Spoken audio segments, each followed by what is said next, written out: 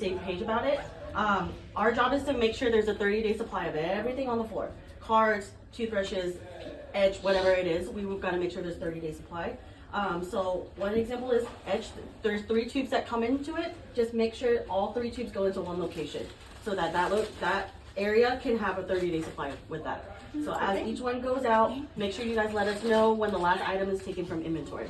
Like for Pine Street people, like garbage bags, make sure our garbage bags are taken from under sterile first before inventory. And like Windex, hand soap, all of that. Also, please leave a sticky note on the sterile computer if something is out. So that way we know and we can order it. There are a few things that we can leave open in inventory. In my office, I have labeled it by red stars in the inventory room. So like gowns, prophy endo syringes, like Lido, like stuff like that, just random stuff we don't use as often, will be left in inventory and we'll take one at a time from that. Same thing though, please let me know if you take the last one. Clean Pro, we use 6 at a time, and then once those 6 are used, then we can take the new 6. So if there's still 4 in the drawer, don't feel like you have to bring 2 and to complete the drawer. Just make sure you use all 6. You'll sign off on the list for the patient name. Once that is done, you'll give it to your manager, and that way we can use that as a PO. Okay. Each office also has an instrument graveyard, so please, please, please do not throw anything away, even if your doctor, except Dr. Al, asks you to. Please just stick it in there. That way your clinical lead knows what to order and what happened to it, so it's not just missing. Okay? Even if they go down the drain. Yes. And then it Just smells like stick your hand in there. Hey, what went down the drain? Explore. Did y'all get it out? Yeah, we did. It's, yes. Yeah, it was a real trap. It smelled like sewer. Oh, y'all took it out? Dr. Scott did. That's so cool. Don't ask me. That's I don't know. I another didn't story. witness it. The kids' spit are in there. Anyways, you want me to go because you're going to go out there? Okay, so I am going to talk about codes that you're aware of. I have this piece of paper if you'd like to take it that has the codes listed next to it. I'm not going to force you. Some did in the last group, some didn't. Okay, so everyone knows that ortho extractions are different than normal extractions, correct? So ortho extractions are $150 per tooth. They are typically taken out by the orthodontist because they're diagnosing the braces, and they need these teeth removed to make people smile pretty. So it is $150 per tooth. They do not have decay. That is why we charge different for them. We do not bill insurance. It is out of pocket. Something that is newer now is there is an orthodontic nitrous code. You do not post the normal nitrous. You post the nitrous for under the ortho code. It is 9230. I have it next on the sheet of paper. If you go into the description and type ortho, it's going to come right up. So it's easy to find that way, because that's how I do it, because I don't memorize the codes. I try, but I'm not that great. So this is something that I discuss with the parents ahead of time, just so you know. So they should be aware before they come to the appointment how much it's going to cost. So if they try to pretend they don't know, they're lying. Okay. Is the nitrous a different amount for ortho? It's 50. But it's included in the cost, right? It's not charged. It's 150. That's the ortho nitrous code. That's why you have to post that. If you post normal nitrous to the ledger, it's going to look like insurance is billing it.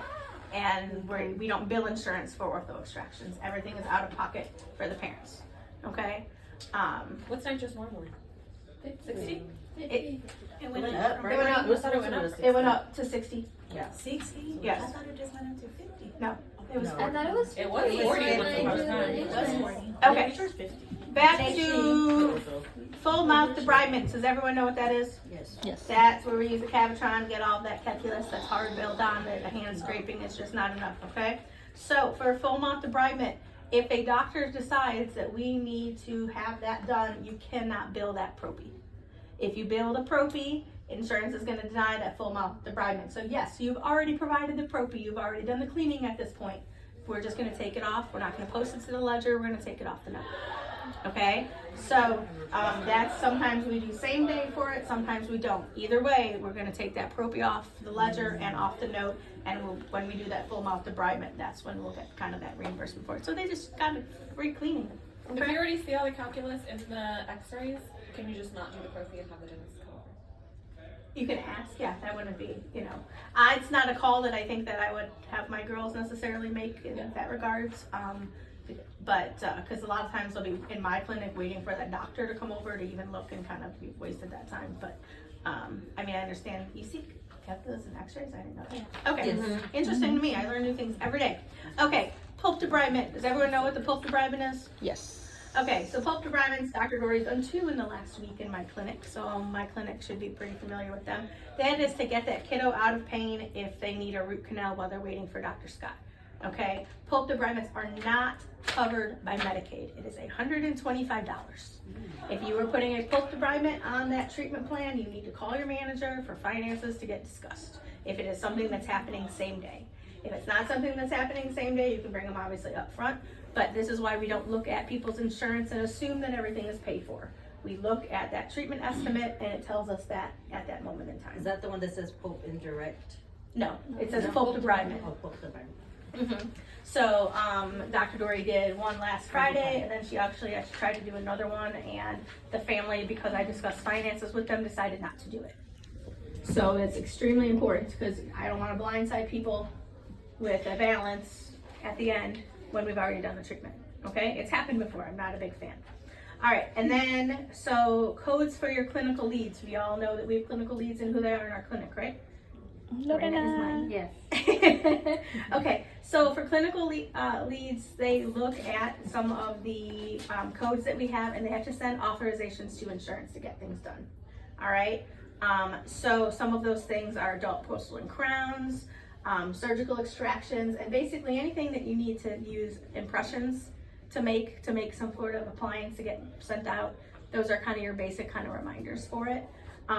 You need to make sure that you have good intraoral pictures for those, okay? Because those needs to be sent to insurance. We need to prove that our x-rays are there, that our IRO pics are there, that's whatever there. And if you're questioning it, ask your doctor. Hey, do I need to take more pictures for this? Hey, do I need to do that? Because that way your doctor's gonna make sure, because Lorena, about 25% of the time we're getting denials. And then we're having to go back and call that patient to come back in and try to get things done and everything along those lines. So we need to make sure that it's taken care of when they're there at our clinic. All right, so I do have all of the codes listed here. It's on this little piece of paper. What you're gonna do, what I'd like you to try to remember to do is try your clinical lead, but when you bring them up front to schedule that treatment, to do that FC should also help be aware and communicate to that manager clinical lead that that's happening. So the more of us that kind of know those codes and awareness, the better chance it's gonna happen, because sometimes it's on the back end, I'm going, hey, did you tell the clinical lead this? Did you do that? And it's, those authorizations are getting missed, and it's a whole big kind of headache nightmare. So the more aware we are, the better. Any questions kind of on that? All right. Did you get clarification on the frenectomies if we're doing pre-ops? If they don't have insurance, then we won't. If they do, then we will. So pulp debridement don't need pre-op. Pulp debridement does not need a pre-op because insurance and Medicaid is not going to pay for it. Okay. Isn't that And what I there sent is, you? Is that what I sent you the other day? you just Pulp put it debridement? So The pulp debridement code is Send me the 3221. That's the pulp debridement code, 3221. Okay. Miss Rhonda's going to have you go on a field Let's trip. come on to the sterile.